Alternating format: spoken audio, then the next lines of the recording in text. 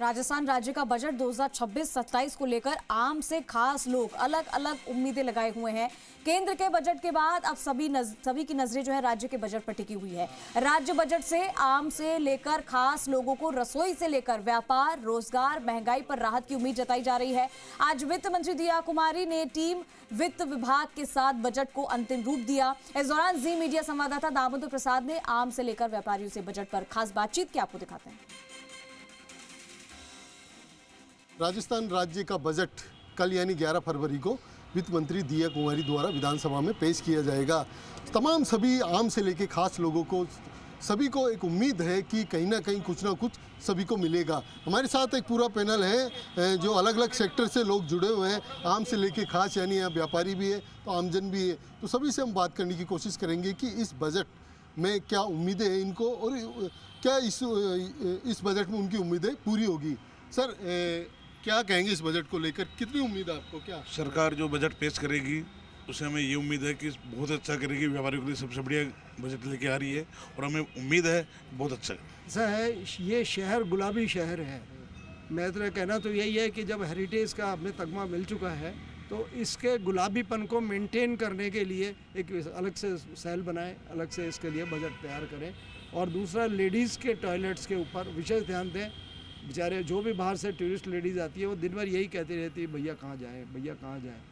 तो मेरा कहना तो यही है कि ये दो जो काम हैं इनके ऊपर विशेष रूप से बजट लगाया है। निश्चित तौर पर भजनलाल जी की सरकार है, काम किया है और उन्होंने ये भी बोला है कि 5 साल का काम 2 साल में किया है, तो उम्मीद बहुत ज़्यादा है। कल का जो बजट आ रहा है निश्चित तौर पर हमें राहत देने वाला होगा, क्योंकि जिस तरह से हम एक दिवाली फेस्टिवल जयपुर शहर के अंदर मनाते हैं, हमें बार बार परमिशन लेने की जरूरत पड़ती है, चाहे वो बिजली की छूट हो, चाहे विज्ञापन की छूट हो। तो क्यों ना एक विधानसभा में इस बजट में ही वो चीज़ दे दी जाए, तो बार बार हमें नहीं वो परेशानी भुगतनी पड़ेगी। उसके साथ ही जयपुर शहर के लिए सफाई व्यवस्था के लिए नगर निगम को एक विशेष पैकेज देना चाहिए, क्योंकि नगर निगम अब एक हो रहा है। तो हम चाहते हैं कि इस बजट के अंदर आने वाली जो नई सरकार बजट नगर निगम की आएगी उस पर कुछ न कुछ राहत मिले और जयपुर एक श्रेष्ठ श्रेणी के अंदर आए, यही अपेक्षा हम करते हैं। काफ़ी टाइम से असुविधाएं झेल रहा है, चाहे वो सड़क की असुविधा है, चाहे गलियों की है, सीवरेज है और बाज़ारों में जो रोशनी व्यवस्था जो बहुत कम है और सुरक्षा व्यवस्था कम है। इसके लिए भी सरकार को सोचना चाहिए।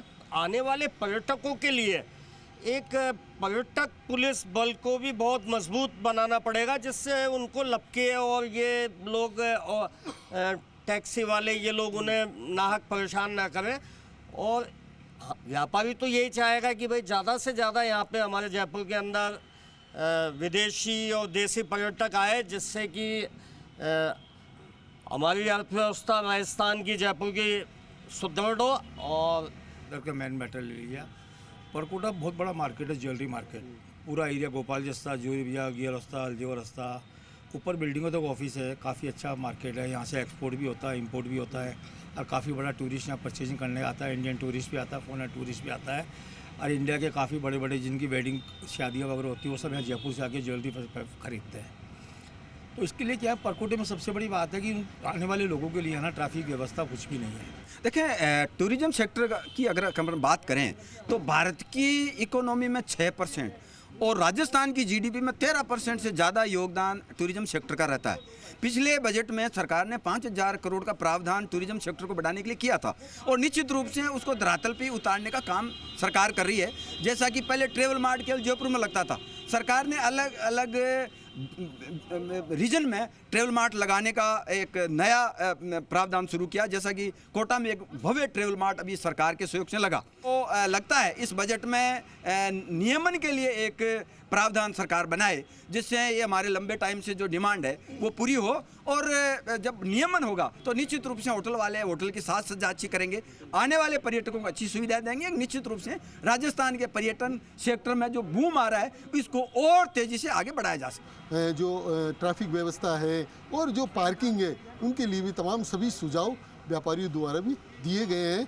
और यदि ये सभी सुझाव यदि इसी बजट में इम्प्लीमेंट होते हैं तो कहीं ना कहीं पिंक सिटी जयपुर में और पर्यटन बढ़ेगा और जो जिस तरीके से व्यवस्थाएं बढ़ेगी तो टूरिस्ट भी बढ़ेगा।